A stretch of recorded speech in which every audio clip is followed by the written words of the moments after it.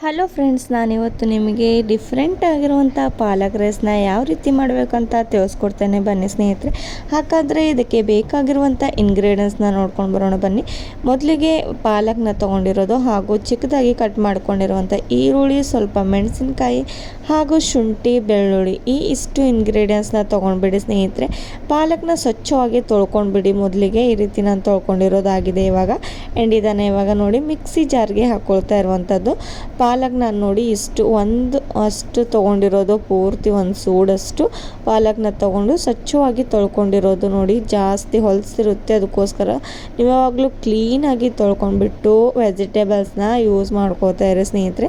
Next ನೋಡಿ ಇದರೊಳಗಡೆ ನಾನು ಹಸಿ ಮೆಣಸಿನ್ಕಾಯಿನ ಹಾಕ್ಕೊಳ್ತಾ ಇರುವಂಥದ್ದು. ಕಟ್ ಮಾಡಿ ಹಾಕ್ಕೊಂಡಿರೋದು, ಯಾಕಂದರೆ ವೇಗವಾಗಿ ಚೆನ್ನಾಗಿ ಪೇಸ್ಟ್ ಆಗೋದಿಲ್ಲ ಅಂತ, ಅದಕ್ಕೋಸ್ಕರ ಕಟ್ ಮಾಡ್ಕೊಂಡಿರೋದು. ಈಗ ನೋಡಿ ಬೆಳ್ಳುಳ್ಳಿ, ಶುಂಠಿ ಕೂಡ ಹಾಕ್ಕೊಂಡಿರೋದು. ಟೇಸ್ಟ್ಗೆ ತುಂಬಾ ಚೆನ್ನಾಗಿ ಬರುತ್ತೆ ಟೇಸ್ಟ್ ಕೂಡ ಅಂತ ಈ ಇಷ್ಟು ಇಂಗ್ರೀಡಿಯೆಂಟ್ಸ್ ಹಾಕ್ಕೊಂಡ್ಬಿಟ್ಟು ಇವಾಗ ಮಿಕ್ಸಿ ಮಾಡ್ಕೊಂಡು ಬರಬೇಕಾಗುತ್ತೆ ಸ್ನೇಹಿತರೆ. ಸ್ವಲ್ಪ ಪ್ರಮಾಣದಲ್ಲಿ ಇದರೊಳಗಡೆ ನೀರನ್ನು ಹಾಕ್ಕೊಂಡು ಮಿಕ್ಸಿ ಜಾರ್ನಲ್ಲಿ ಹಾಕ್ಕೊಂಡ್ಬಿಡಿ. ನೋಡಿ ಈ ರೀತಿ ಪೇಸ್ಟ್ ಇವಾಗ ನಮಗೆ ರೆಡಿ ಆಗೋಗ್ಬಿಟ್ಟಿದೆ ಸ್ನೇಹಿತರೆ. ನೆಕ್ಸ್ಟ್ ಇದಕ್ಕೆ ಯಾವ ರೀತಿ ಒಗ್ಗರಣೆ ಹಾಕಬೇಕು, ಯಾವ ರೀತಿ ಪಾಲಕ್ ರೈಸ್ ಮಾಡಬೇಕು ಅಂತ ತಿಳಿಸ್ತೇನೆ ಬನ್ನಿ. ಮೊದಲಿಗೆ ನಾನಿಲ್ಲಿ ಕುಕ್ಕರ್ನ ಗ್ಯಾಸ್ ಮೇಲೆ ಇಟ್ಕೊಂಡಿರುವಂಥದ್ದು. ನೋಡಿ ಒಂದು 2-3 ಸ್ಪೂನಷ್ಟು ಎಣ್ಣೆನ ನಾನು ಆ್ಯಡ್ ಮಾಡ್ಕೋತಾ ಇರುವಂಥದ್ದು. ಹಾಗೂ ನೆಕ್ಸ್ಟ್ ಇಲ್ಲಿ ನಾನು ಸಾಸಿವೆ ಜೀರಿಗೆನ ಆ್ಯಡ್ ಮಾಡ್ಕೋತಾ ಇರುವಂಥದ್ದು. ಎಣ್ಣೆ ಕಾದ ನಂತರ ಹಾಕ್ಕೊಂಡ್ಬಿಡಿ. ಹಾಗೂ ನಿಮಗೆ ಬೇಕಾಗಿರುವಂಥ ಮಸಾಲೆ ಪದಾರ್ಥಗಳನ್ನ ಹಾಕ್ಕೊಂಡ್ಬಿಡಿ ಸ್ನೇಹಿತರೆ. ಮಸಾಲೆ ಎಲೆಗಳನ್ನು ಹಾಕ್ಕೊಂಡಿರುವಂಥದ್ದು. ಹಾಗೂ ನಾನು ಇದ್ರೊಳಗಡೆ 2-3 ಲವಂಗ, ಮೆಣಸು ಹಾಗೂ ಅಜ್ವಾಯಿನ್ ಅಷ್ಟು ಕೂಡ ಹಾಕ್ಕೊಂಡಿರುವಂಥದ್ದು. ನೋಡಿ ಸ್ವಲ್ಪ ಪ್ರಮಾಣದಲ್ಲಿ ಕರಿಬೇವು ಹಾಗೂ ಚಿಕ್ಕದಾಗಿ ಕಟ್ ಮಾಡ್ಕೊಂಡಿರುವಂಥ ಈರುಳ್ಳಿನ ಕೂಡ ಹಾಕ್ಕೊಂಡಿರುವಂಥದ್ದು. ನೋಡಿ ಚೆನ್ನಾಗಿ ಫ್ರೈ ಮಾಡ್ಕೊಂಡ್ಬಿಡಿ. ಈರುಳ್ಳಿ ಎಲ್ಲವೂ ಕೂಡ ಸ್ವಲ್ಪ ಬೆಂದ ನಂತರ ನೆಕ್ಸ್ಟ್ ಏನು ಹಾಕಬೇಕು ಅಂತ ಹೇಳ್ಕೊಡ್ತೇನೆ ನೋಡಿ ಸ್ನೇಹಿತರೆ. ನೀವು ಡೈಲಿ ಮಸಾಲೆ ರೈಸ್ನ ತಿಂತಾ ಇರ್ತೀರ, ಆದರೆ ಈ ರೀತಿ ಒಂದ್ಸಲ ಟ್ರೈ ಮಾಡಿ ನೋಡಿ. ಒಂದೇ ಒಂದು ಕಟ್ ಮಾಡ್ಕೊಂಡಿರುವಂಥ ಆಲೂಗಡ್ಡೆನ ಹಾಕೋತಾ ಇರುವಂಥದ್ದು. ಅದು ಕೂಡ ಚೆನ್ನಾಗಿ ತೊಳೆದ್ಬಿಟ್ಟು ಈ ರೀತಿ ಮೇಲ್ಗಡೆ ಸಿಪ್ಪೆನ ತೆಗೆದುಬಿಟ್ಟು ಕಟ್ ಮಾಡ್ಕೊಂಡಿರುವಂಥದ್ದು. ನೋಡಿ ಇವಾಗ ಪೇಸ್ಟ್ ಮಾಡಿಟ್ಕೊಂಡಿರುವಂಥ ಪಾಲಕ್ ಸೊಪ್ಪಿನ ಪೇಸ್ಟನ್ನ ನಾನು ಇದರೊಳಗಡೆ ಹಾಕೋತಾ ಇರುವಂಥದ್ದು. ಒಂದು 5 ನಿಮಿಷದವರೆಗೂ ಚೆನ್ನಾಗಿ ಬಾಯ್ಲ್ ಆಗೋದಕ್ಕೆ ಬಿಡಿ ಸ್ನೇಹಿತರೆ. ಹಾಗೆ ನೋಡಿ ಚೆನ್ನಾಗಿ ಕುದ್ದ ನಂತರ ನೆಕ್ಸ್ಟ್ ಇದ್ರೊಳಗಡೆ ಸ್ವಲ್ಪ ಈ ರೀತಿ ಕೈ ಆಡಿಸ್ತಾ ಇರಿ. ಆ್ಯಂಡ್ ನೆಕ್ಸ್ಟ್ ಇದ್ರೊಳಗಡೆ ಇವಾಗ ಒಂದು 5 ಮಿನಿಟ್ಸ್ ಆಗಿದೆ. ಏನಾಗಬೇಕಂದ್ರೆ ನಾನು ಇದ್ರೊಳಗಡೆ ಅರಿಶಿಣನ ಹಾಕ್ಕೊಳ್ತಾ ಇರುವಂಥದ್ದು ಸ್ನೇಹಿತರೆ. ನೋಡಿ ಮೊದಲಿಗೆ ನಾನು ಇದ್ರೊಳಗಡೆ ಮೆಣಸಿನ್ಕಾಯಿನ ಹಾಕ್ಕೊಂಡಿದ್ದೆ ಸ್ನೇಹಿತರೆ. ಆವಾಗಲೇ ನೀವು ಏನಾದರೂ ಖಾರ ಹಾಕ್ಕೊಳ್ಳೋ ಅವಶ್ಯಕತೆ ಇಲ್ಲ. ನೀವು ಹಸಿ ಮೆಣಸಿನ್ಕಾಯಿನ ಯೂಸ್ ಮಾಡಿದ್ರೆ ಅನ್ನ ಇನ್ನೂ ಮಸಾಲೆ ರೈಸ್ ತುಂಬಾ ಟೇಸ್ಟಿಯಾಗಿ ಬರುತ್ತೆ ಸ್ನೇಹಿತರೆ. ಅಂದರೆ ಪಾಲಕ್ ರೈಸ್ ಸ್ನೇಹಿತರೆ, ನೀವು ಮಸಾಲೆ ರೈಸ್ ಡಿಫ್ರೆಂಟ್ ಆಗಿ ಮಾಡಿರ್ತೀರ, ಆದರೆ ಈ ಒಂದು ಪಾಲಕ್ ರೈಸ್ ಕೂಡ ಟ್ರೈ ಮಾಡಿ ನೋಡಿ, ಸಖತ್ತಾಗಿರುತ್ತೆ ಸ್ನೇಹಿತರೆ. ನೀವೇ ಪದೇ ಪದೇ ಮಾಡಿಬಿಟ್ಟು ತಿಂತಾ ಇರ್ತೀರ. ಯಾವಾಗಲೂ ನೀವು ಪಾಲಕ್ ಪಲ್ಯನ ಮಾಡಿರ್ಬೋದು, ಆದರೆ ಈ ರೀತಿ ನೀವು ಪಾಲಕ್ ರೈಸ್ನ ಮಾಡಿಬಿಟ್ಟು ನೋಡಿ ಸ್ನೇಹಿತರೆ. ನಾನು ಇವಾಗ ಒಂದು 2 ಗ್ಲಾಸಷ್ಟು ನೀರನ್ನು ಅಕ್ಕಿನ ತೊಗೊಂಡಿರುವಂಥದ್ದು ಸ್ನೇಹಿತರೆ.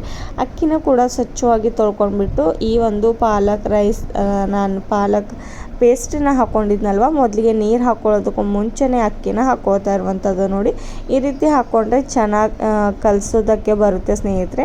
ಅದಕ್ಕೋಸ್ಕರ ಹಾಕ್ಕೊಂಡು ಒಂದು 2 ಮಿನಿಟ್ಸ್ ಅಷ್ಟು ನಾನು ಕೈ ಆಡಿಸ್ತಾ ಇರುವಂಥದ್ದು. ಕೈ ಆಡಿಸ್ಬಿಟ್ಟು ಒಂದು 2 ನಿಮಿಷ ಹಾಗೆ ಬಿಟ್ಟಿಡಬೇಕಾಗುತ್ತೆ ಸ್ನೇಹಿತರೆ. ನೋಡಿ ಇವಾಗ ಒಂದು ಸ್ಪೂನ ಹೆಲ್ಪ್ದಿಂದ ಈ ರೀತಿ ಚೆನ್ನಾಗಷ್ಟು ಕೂಡ ಮಿಕ್ಸ್ ಮಾಡ್ಕೊಂಡ್ಬಿಡಿ. ಇವಾಗ ಮಿಕ್ಸ್ ಮಾಡ್ಕೊಂಡ ನಂತರ ನಾನು ಮೊದಲಿಗೆ ಹೇಳಿದ್ನಲ್ವ, ಒಂದು 2 ಮಿನಿಟ್ಸ್ ಅಷ್ಟು ಹಾಗೆ ಬಿಟ್ಟಿಡಿ ಸ್ನೇಹಿತರೆ ಕೈ ಆಡಿಸಿದ ತಕ್ಷಣ. ನೆಕ್ಸ್ಟ್ ನೀವು ಇದಕ್ಕೆ ಎಷ್ಟು ನೀರು ಬೇಕಾಗುತ್ತೆ ಅಂತ ನೀವು ಹಾಕ್ಕೊಂಡ್ಬಿಡಿ. ನೋಡಿ ನಾನಿವಾಗ 2 ಗ್ಲಾಸಷ್ಟು ನೀರನ್ನು ಹಾಕ್ಕೊಂಡಿದ್ದೆ, ಅಂದರೆ 5 ಗ್ಲಾಸಷ್ಟು ನೀರನ್ನು ಅಳತೆ ಮಾಡಿಬಿಟ್ಟು ಹಾಕ್ಕೊಂಡ್ಬಿಡಿ. ನಿಮಗೆ ಗೊತ್ತಾಗುತ್ತೆ ನೀರು ಎಷ್ಟು ಹಾಕಬೇಕಂದ್ರೆ ನೀವು ಹಾಕ್ಕೊಳ್ಬೋದು, ನೀವು ಹೆಚ್ಚು ಕಮ್ಮಿ ನೋಡಿಬಿಟ್ಟು ಸ್ನೇಹಿತರೆ.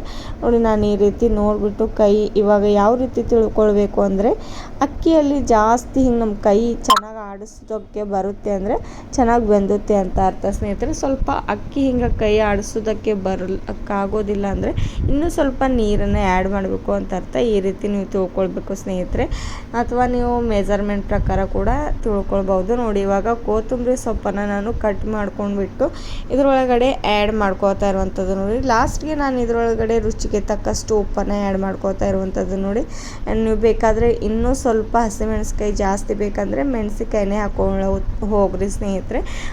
ಖಾರ ಹಾಕ್ಕೊಂಡ್ರೆ ಅಷ್ಟು ಟೇಸ್ಟ್ ಆಗೋದಿಲ್ಲ. ಹಸಿಮೆಣಸಿನ್ಕಾಯಿ ಹಾಕ್ಕೊಂಡ್ಬಿಡಿ.